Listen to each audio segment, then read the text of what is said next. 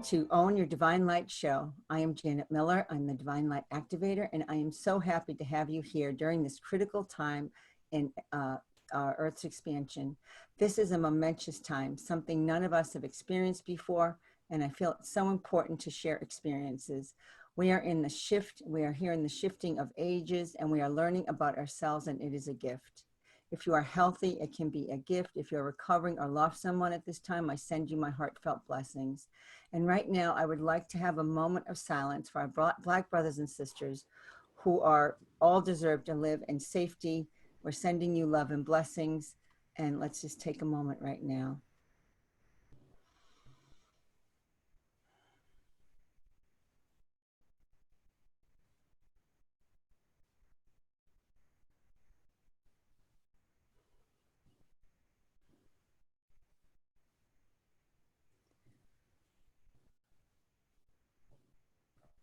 And when you're ready, you can open your eyes. We are ready to create the world we are waiting for, and we get to do this together with you. What will be our new normal as the world continues to shift? Today, I welcome my amazing guest, Eva Medilek. Eva is a certified high performance coach and relationship success coach. She coaches men and women in areas of personal development, leadership, and mastering habits for success. She specializes in helping powerful, successful women have happier, healthier, and intimate connections in their relationships without giving up their power. Eva knows firsthand how a driven personality type can leave you feeling lonely, disappointed, frustrated, and resentful. You can achieve higher levels of success without sacrificing your health, well-being, and relationships. Eva uses her personal experiences along with her leadership, transformational, and high performance training to teach you the pillars of high performance, as well as showing you how to communicate in a way that fosters intimacy, influence, and connection in your personal and professional life. High performance is succeeding consistently over the long term while maintaining a healthy life full of positive emotions and relationships. Today, we're having a real conversation about relationships and a difficult conversation about intimacy and intimacy of race, which I am so honored to have Eva here. So Eva, welcome. I am honored to have you here.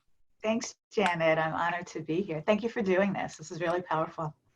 It is, and it is for me. I'm going to just start with your high performance coaching. I mean, I know you saved your own relationship. That was pretty powerful to hear that you did that, and this led you to what you do right now. So Yeah, how, yeah, I found myself when I turned 50, which was 10 years ago almost, um, being downsized from the economic downturn we had prior to this one that we're experiencing right now. And when that happened, I realized that I really wanted to start my own business and be an entrepreneur. And I delved into real estate investing. I invested in the education and coaches and mentors while still holding down a job, while still doing the shopping, the cooking, the laundry, that super women cape that we all like to yes. wear as highly driven women. And Mm-hmm. also, having control over everything. And it was during that period of growth and expansion in the business that my relationship started to show some cracks and fractures. And and it wasn't until there was one day I remember in particular, I was looking on my husband's phone to get some photos out of it, and I saw text and communication that led me to actually know that he had indeed fallen in love with someone else and was having an affair. And what happened to me in that moment, Janet, was that I realized who I was being in Mm. that relationship while building my business had caused a really amazing man to self-sabotage our relationship himself. And I really got to look at who I was being. And, we had a really deep discussion about, okay, what's next? And so we made the commitment to work on our relationship and work on ourselves individually. And that's the key piece, working Mm. on yourself individually, because, it really transformation happens with it. And so we made that commitment, not knowing what the outcome would be, that we would build a new relationship, that we would start again. We wouldn't try to repair the old one. And that's Mm. a distinction. We didn't want to repair and fix anything. So I don't know if you've ever bought anything refurbished. It really doesn't Oh, yeah. last as long. Yeah.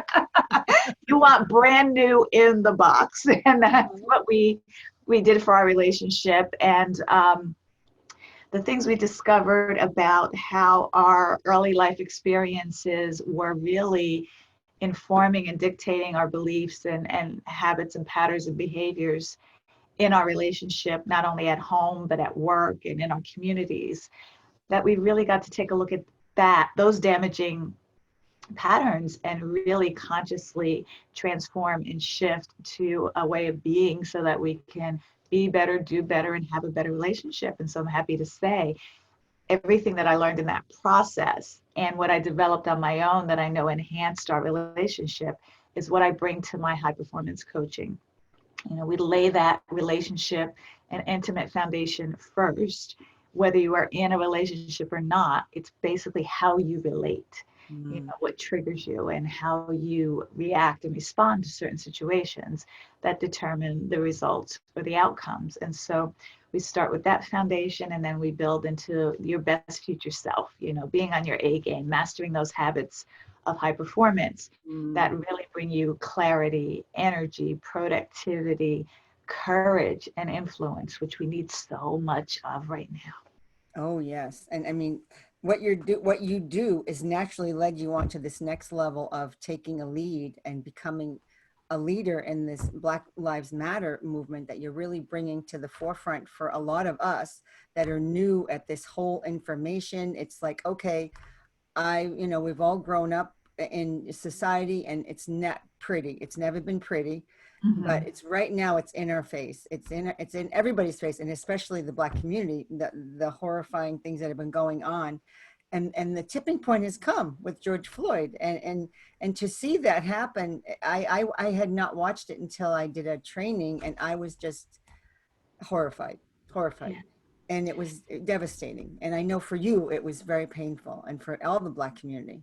Yeah, what has been unleashed in the Black community is generations of pain, trauma, hurt, anger, fear.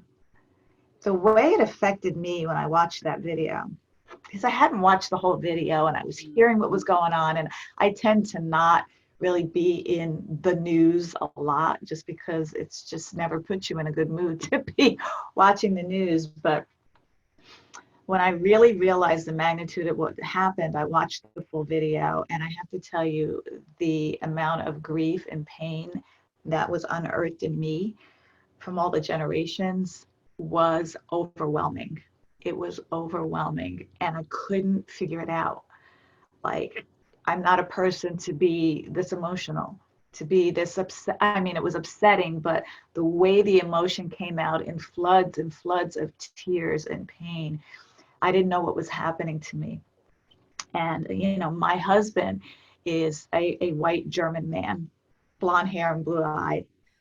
He had never seen me in that level of pain.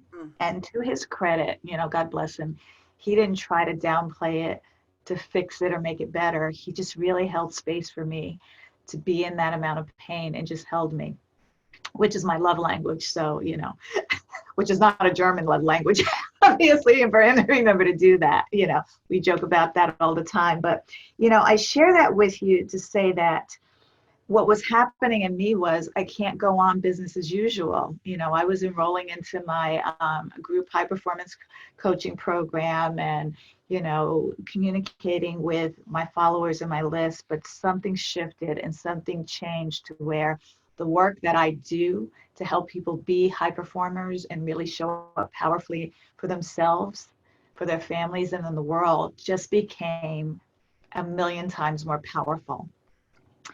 But what I saw was our white allies struggling to deal with our pain, struggling to deal with our emotions, struggling to deal with what they were saying, struggling to deal with the guilt and the shame from their generations that was being unleashed in them.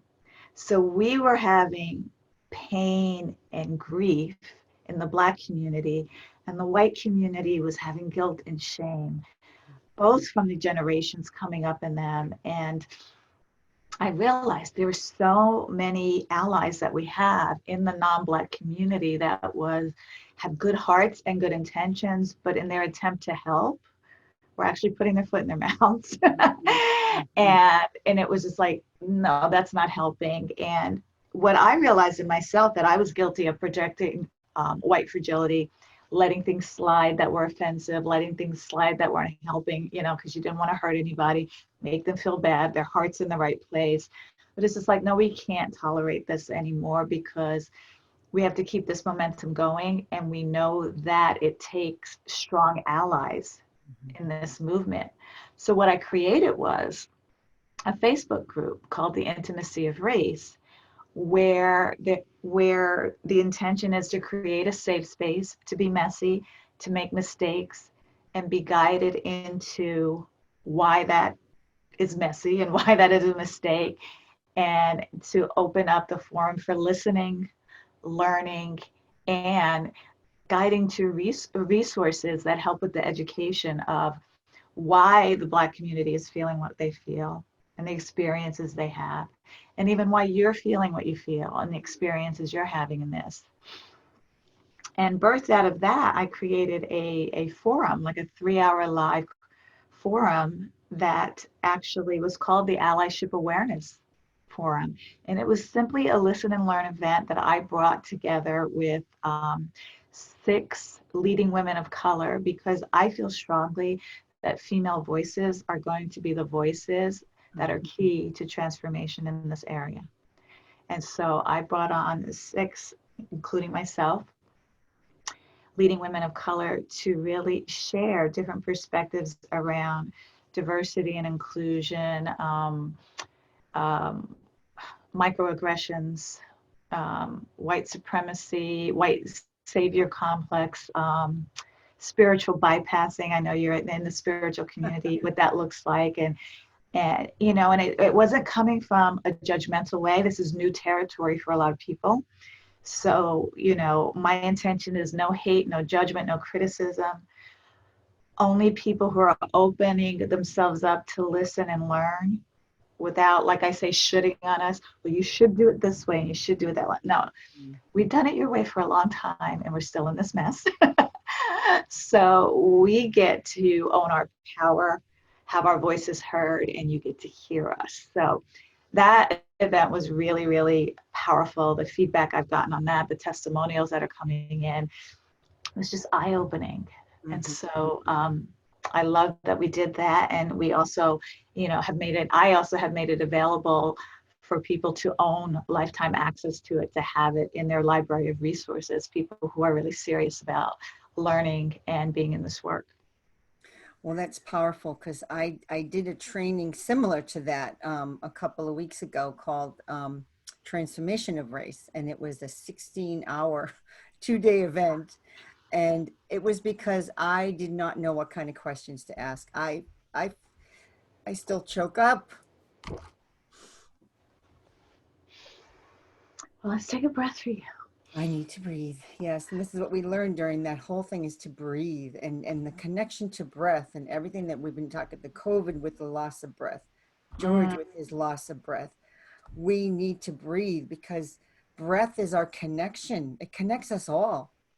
And when we all breathe, we all have the same, we're all the same. It's really hard to, it's just, we're finally seeing that. I think that's what's waking us up. I think George unfortunately had to be the wake up call, even though many other people have died before him.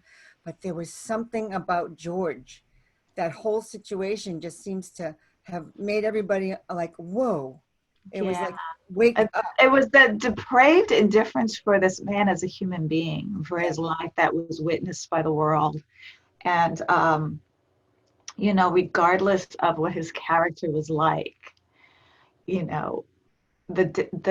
disrespect and disregard for his life as a human. Yes. was what was like, wow, this is how so many people really think of us. And it was that awakening and that opening. And then, as I'm learning more about how the Constitution was designed after the Emancipation Proclamation that the freed enslaved people was actually built to find another way to keep us enslaved. Mhm. You know, it's just like, it's eye-opening to me too, because I went up in the same school system that you went up in, and none of this is taught there. It's taught in a way that protects the supremacy and superiority of the white race. And, you know, and it's just eye-opening to see, like, wow, these systems are designed in the system for racism. So, you know, when people say the system is broken, I'm like, no, it's not. Mhm. System was designed that way. It's up to us to break the system. Yes, and I understand what you're saying because I've heard that too, and I'm starting to understand that because I didn't understand systemic racism. I learned that through your Facebook group because I saw that video of those two young children, the little girl and boy, the little black girl and boy, who were looking at the dolls, the white doll and the black doll. That totally shocked me because here is this little girl looking at the white doll and the black doll, and the person saying to her, "Well, which doll do you is the good doll?" And she picked up the white doll. "Which girl is the bad doll?" And she picked up the black doll. And then she said, "Well, what's your color skin?" And she looked and she was like, and she didn't know what to think. It was so confusing for her because she's just a child. Why do you have to learn that you're not? Where does that come from? We're taught so young. It's ingrained in us. Mhm. And it opened my eyes. Honestly, it was like a new opening I had never seen before. And I just couldn't believe that this Yeah. is how early it starts. And to see the black parents having to teach their children, not all policemen are bad, but you have to be careful and you have to not, confront because you may not come out of it alive. White Exactly. people can't say that, unless you have a gun in your hand. A white person's not a threat necessarily, but every black person seems to be a threat. And why is that?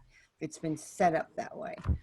You And know, what was eye-opening for me when I watched the movie 13th, and I made my husband watch it with me, was that silent movie, Birth of a Nation, and the way that they portrayed the black criminal as scary. And of course, it was a white person in blackface. oh, You know, powerful. If you haven't seen the Netflix no, I movie haven't seen that yet. Yeah, I can't. 13, pardon me, your eyes are going to be open so wide they're going to fall out of your head. Mhm. But the image of the black person threatening the white female is what birthed a lot of the Jim Crow laws in the South, Oh, yeah. which were still in effect in my lifetime and in your lifetime. Mm-hmm. And that image of black people are scary, they're bad, they're threatening, they're violent, they're menacing, and they're after your women was the basis for all that lynching in the South. Wow. You couldn't be a black man and look at a white woman without having your life threatened or in danger or being hung as an example. When you think back to Emmett Till, and I went to the African American Museum in Washington D.C., and it was one of the most powerful exhibitions I've ever seen in my life. But just what they did to that young boy, he was no more than, I don't think, 14, for looking at a white woman or whistling to her, how they beat him, hung him, and it's, when you go back to the history, it really makes sense why all of this PTSD is coming up in the Black communities now, and all the pain and trauma. The challenge with all of these emotions is really connecting to each other intimately and openly, so that we can learn and grow through this and not have the emotion of the pain and the anger get in the way of our growth and transformation. Mm-hmm. That's the challenging piece for me as a Black person, to really hold space for people to catch up. Because here's the thing, you guys are in your infancy. Mm-hmm. You're not yet ready for even the solid food of all of this. You're still on the breast milk. And so we get to be patient as you're learning. But I'm so honored and happy to be in a position where I can coach people through this, through the infancy of it and coach them in the direction of how to have these conversations, because there are people in the white community who are judging other people for not learning so fast and moving so fast. And then there are other people who just so feel the authority threatened that they can't imagine changing things. Like, what does it mean for them? And so a lot of people are in this what about me, or individualizing things. And to come to a place where you can have the courage, have clarity on what you're committed to creating, and then have courage to have these communication and conversations. My 4 C's is what's going to be powerful in keeping the movement alive, because it's not going to be, when is this over? When can things get back to normal? Mm-hmm. It's not, it can't. And we need really committed allies to have these conversations in their own homes and with their families, with their communities, at work, and to take a stand. I always say, if you see something, say something. If you see somebody, pardon me, who's just not getting it, it's up to you to not shame and guilt them, Mm-hmm. but ask, I hear what you're saying. Are you open to listening to another perspective Mm-hmm. and to learning about it?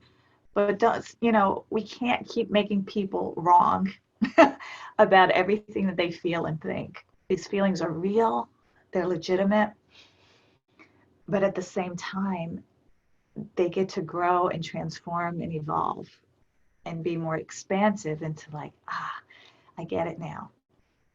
Yeah. I get why saying and doing that is hurtful. It's an aggression, Mm-hmm. micro or macro. And so that's where we need to come from. Yeah, absolutely. I was listening to Uncomfortable Conversations with a Black Man with Matthew McConaughey. Did you hear that? Where I saw the one he did with Chip and Joanna Gaines and their children. Oh yeah, I saw that one too. That was very good. But the next one was Matthew, and he talked about white attitude towards like compliments. When we compliment you, oh, well, you're pretty for a Black girl. Like they have to add that on instead of just giving a beautiful compliment to a person, because you're a person. You got to add the addition, which is like he said, I grew up with that. And I remember, because he grew up with a lot of Black people and in Texas, and a lot of friends. He has a lot of friends, but he says, I'm still don't see, I still know I have blockages, like we all do. I do too. I mean, we all are learning. I know I grew up, my parents, my dad was, racist. Absolutely. I grew up with that, Chase, and looking at him going, why do you think, I mean, I used to question him going, why are you thinking like this? These people, they haven't done anything to you, and so he's just, it was hard to live with. And, but he talked about how, these kind of compliments come out and we have to put in. Well, they're microaggressions, actually. That's it. So when people hear that, they understand that's a microaggression. Yeah. So that's, what I get all the time? Wow, you're so articulate. And my question is, why wouldn't I be? And why are you surprised at that? I know, isn't You're so articulate. What do you expect me to sound like? I know. There's yes, I understand. So you have to ask, would you say that to a white person? Exactly. That's a great, and I have to keep putting myself in all the Black people's positions where they're driving down the street, and I see people in front of me that are driving very slow, and it's usually a Black woman because she doesn't want to break the speed record. And I know that because you could be pulled over, and a woman maybe would survive more than a man, but if you're a man, you're in bigger trouble if you're pulled over, because you don't know what's going to happen. You don't know if this policeman is scared or not. This is just daily things you have to live with, which we don't understand. We don't see it because that's the white privilege that we have, that we don't understand is white privilege. And here's what I'll say to that, honey. It's not your fault. No, I understand. And I think a lot of people are hearing that we're blaming you for it. Just like I can't change the skin I was born in, neither can you. It's the system. Right. It's the system that designed this. That's why we have to break the system. But yes, we can't help how we were raised, but we can show up better. We can be better. We can do better so that we all can have better. And I just am going to keep pouncing on that. But, just like you've never had to think about it, I've never had to not think about it. When I was driving cross country with my husband as an interracial couple, we made sure we do not stop in Texas, and Texas is a big state. But there was something scary about stopping in Texas that we were like, let's just go through to the other side and then we'll stop at a hotel, because he's not used to thinking that way. But that was in the forefront of my mind in some of the areas, rural areas we were traveling in. And even when we moved to California, we were looking at homes in Clear Lake because we didn't know anything about California. And I went up there and it just reminded me of the backwoods South. And I'm like, I don't think it's safe for me to be here. We need to go. Let's not even stop for, anything to eat or drink, because naturally you get afraid of people who want to show their superiority and want to take advantage of you, or, and it's something you as a white person will never know what that feels like, to really be afraid of people that you don't know who are not Black, and what they may be thinking about you. Mm-hmm. And that's important for us to hear. And I really appreciate you sharing that, because we can't understand it. I mean, people might say, oh, well, I get scared if a certain person comes in and looks rough, of course. But you live with this on a daily basis. I mean, this is continual. You always have to be thinking 2 steps ahead. It's like I have to kind of set up myself for what could happen. Go out in the world, like your whole world is set up in a different way. Yeah. Yeah, especially, if you're in the only, I mean, I intentionally lived in diverse areas, Mm-hmm. Yeah. raised my children in diverse areas, so that, I remember when I moved out here, my daughter went to Berkeley High, and my husband and I were looking at high schools for her. And we went to several different high schools. And one was too white, the other one was too Black.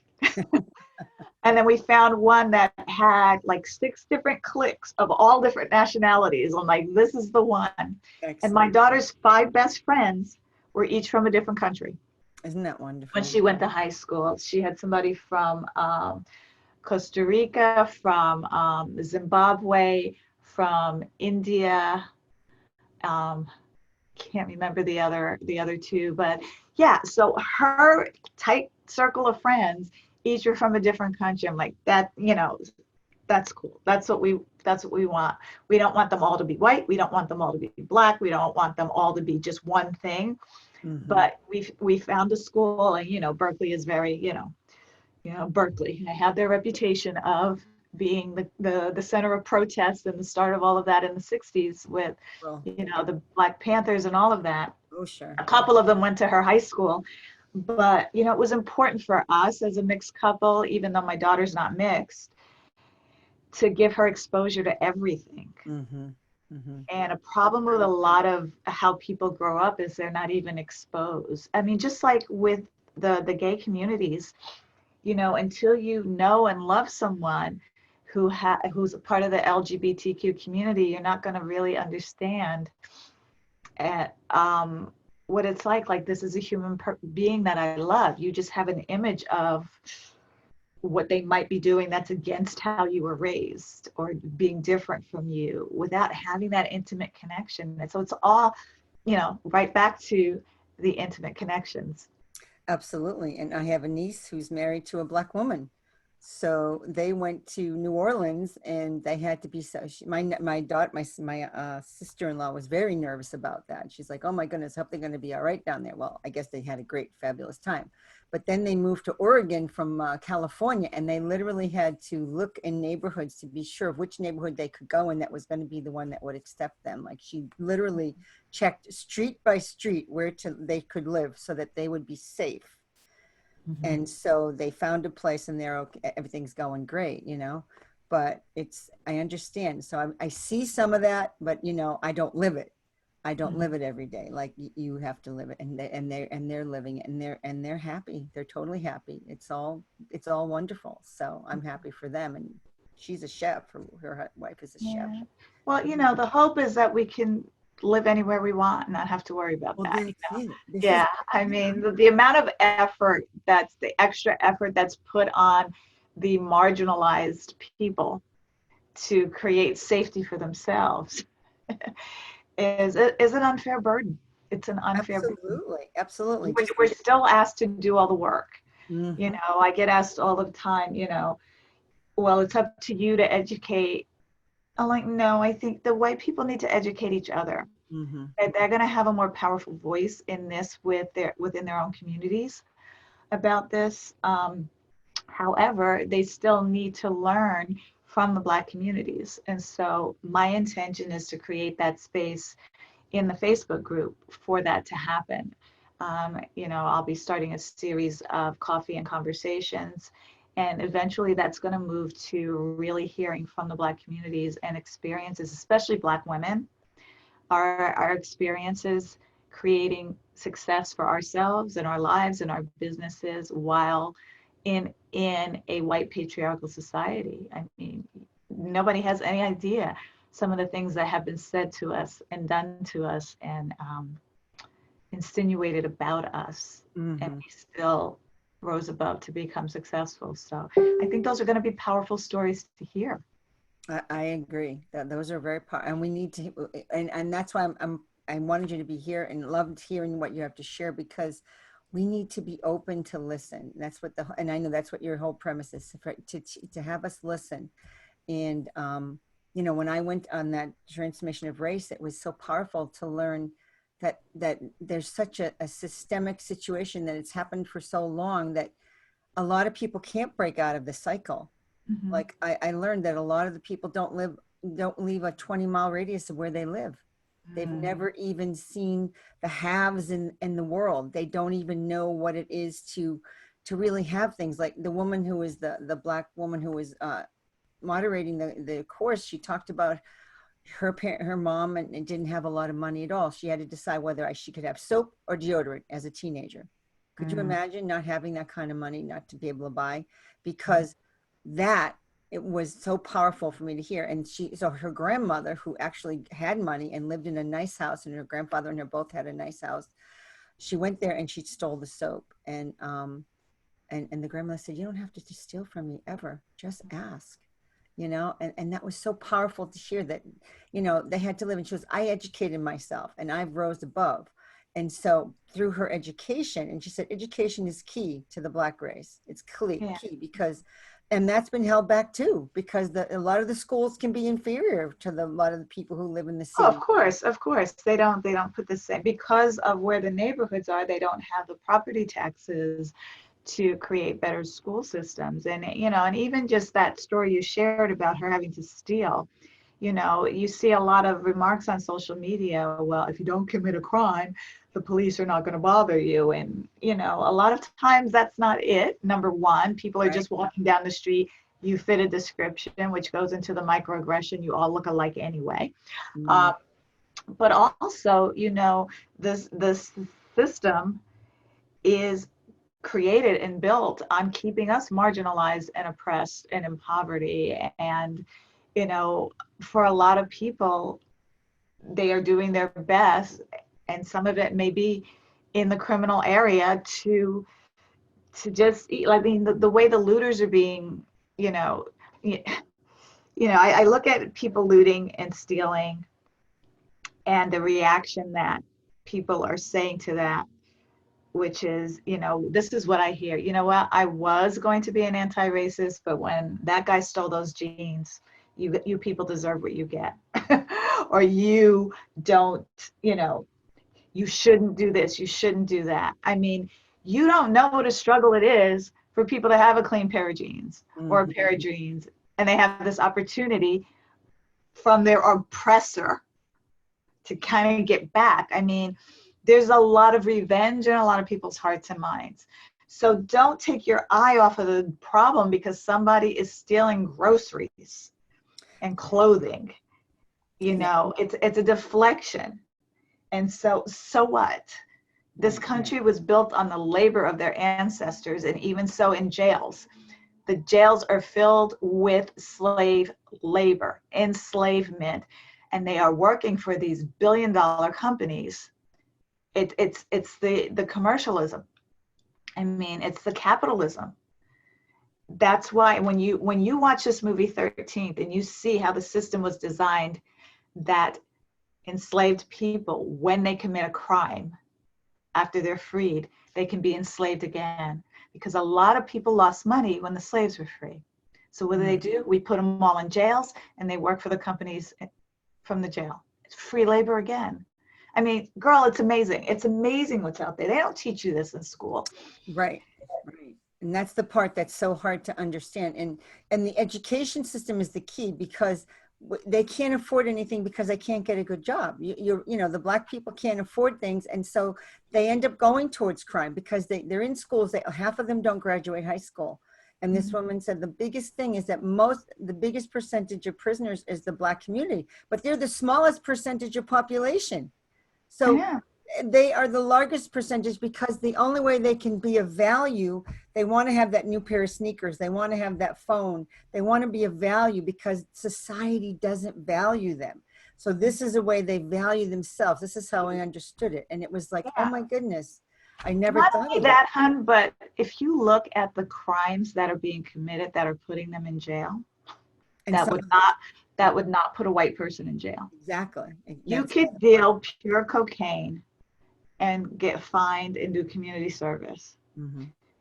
You deal marijuana or crack when marijuana was illegal, you're in jail for 20 years. It's true. It's true. The cheaper drugs get you the largest prison sentence.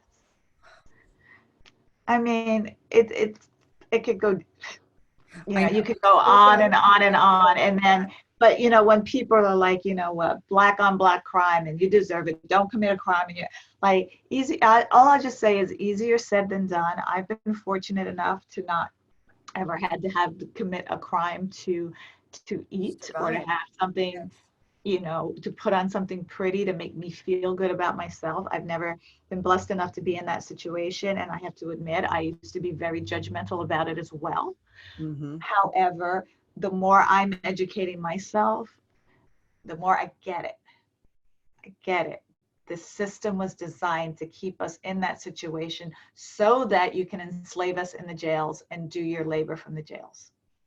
Which is the systemic racism that we've all grown up with, and we didn't even know. I mean, none of us even saw it because it's so much a part of what we learn as a society. And now we're finally seeing it with the video of George. It's like he broke the whole mold of, oh my God, you know, this can't go on anymore. I think people's hearts have finally come to the point, and the spiritual level I'm looking at is that we're finally connecting to our hearts more. We're moving energetically. This is moving also our hearts. And you know, the mechanistic view of life is the dualism. It's like making us like robots and very technical, and that whole industrial world created, you know, all the technology we have right now, but it also made people work on assembly lines and be more robotic. So even when I saw that policeman, all I could think of was he was like a robot. And the one in front of him that was walking around trying to keep the people away from George, because people were trying to approach and stop him. And I mean, they couldn't really grab him because everyone was worried. They were scared they would get shot or something, because you know, I could understand that. But, you know, they were like robots. They had no feeling. And it was sad to see. This is the patriarchal system we've been in, all of us. And I was just so shocked to see that in that film. And yet now we're moving into the next level, which is that what they call the ecological, the more open-hearted, looking at nature and life, that we're all one, that we're energy beings, that we're all connected. And this is very ethereal, but yet it's true. We're all connected. We all breathe the same air. We all live the same, and we all, you know, we all love. All I hear the Black people want is love. They want love, compassion, understanding of what they've gone through, and to be equal. It's just about being truly equal in the world. Well, it's funny how, you know, I saw a comedian once said, you know, all we're asking is to matter, and everybody's getting upset. All lives matter. Children, you know, it's just like, we're not saying only Black lives matter, you know, and so even those microaggressions are saying, you know, are trying to just quiet our voices. You know, a lot of what's happening right now is trying to still have knees on our necks so that we can't breathe, and we're getting tired of it.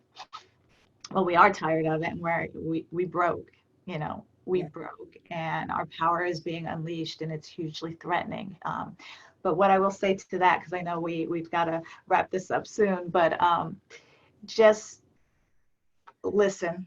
and have your eyes open to looking for resources to educate yourself into the history, Mhm. how the system was created, who created it. I mean, the people who created all men are created equal owned slaves because they did not see us as humans. We were three-fifths Mm. of the rights as a Black enslaved person, which translated in the 13th Amendment to committing a crime, gave you three-fifths of the rights. So Mm. we're not seen as 100% historically for over 400 years. And that's ingrained into every cell of our DNA. Because we don't see ourselves as 100% because of the systemic racism. Mhm. And we certainly are not being viewed by non-Blacks as 100%. And it's a tough pill to swallow. It's a tough pill to swallow. And I am so, my heart is open, and I'm hoping everyone listening is totally opening their hearts to what you're saying, because it's so important to hear right now. We need to hear, you Black Lives Matter, and you brought so much to, you're such a fabric of our country. It's such an and you're such an important part of our country. We've all worked together in so many ways, but yet it's never been equal. So I want to just, any other message you have, a final message for the group? I mean, that last one was pretty close. So, I mean, it's just you got to get intimate and have these conversations. Don't avoid them because they are bringing up shame and guilt in you as white people. right. You know what? We're all victims of systemic racism. We're just having different experiences of it. So I would really caution, especially the spiritual community, who is gone to their spiritual bypass a lot in this. Sending Mm-hmm. love and light, yeah, and what else? Take action. Yes. So there needs to be action. So we love your love and light. Thank you. We can all use love and light. And now is the time to do more. What action steps are you going to put on your love and light to show it, to live it, to be it, to do it, so we can all really have it? And so that would be my final message right now is, you know, Taking it's action. uncomfortable, but the only way out is through. Yes. Yes. And I can give a few actions I was learning about is to donate to Black education. Do not support businesses that do not support Black Lives Matter. This is a great way to take an action. You don't have to walk in a march if you don't want to, but you have other ways of doing it. Support, like you say, support your white friends and helping each other to understand what you're going through, what the Black communities are going through. And all that is so powerful. And thank you so much, Eva. And I just want to ask, I know you have a free gift for the audience. Would you like to tell them about it? Yeah, I actually have a guidebook that is my little mini Bible for connection and communication, and it's called Six Powerful Ways of Being to Foster Effective Communication and Connection in Your Relationships. And this will help you in your communication at home, at work, and in your communities. And it's just a small guidebook to help you know how to show up and be better, so that you can do better and we can all have better. And so you can get that at evamedilek.com/PWOB, Powerful Ways of Being. Oh, I love that. And it'll be on the bottom of your Yeah. interview page. So everyone who's listening, you'll get that information.